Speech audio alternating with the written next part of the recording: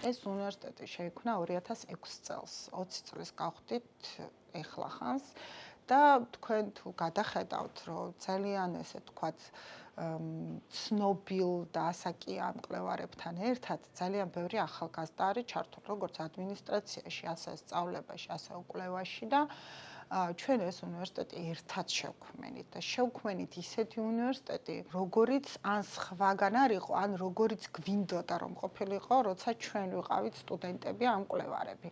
შესაბამისად, ის მიღწევები, რაც გვაქვს, არ არის მხოლოდ ცალკეული პერსონების დამსახურება.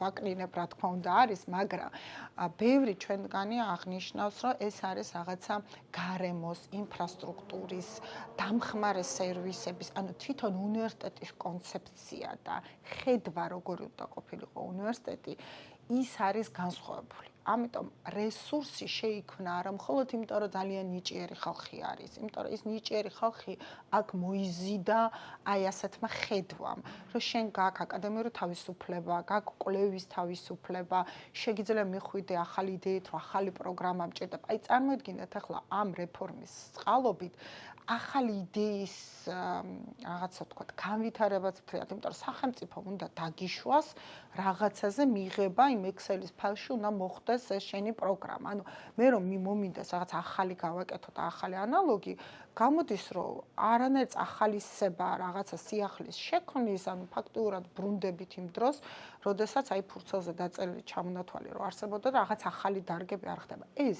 ძალიან დიდ იზოლაციაში მოაქცევს ჩვენ სტუდენტებს.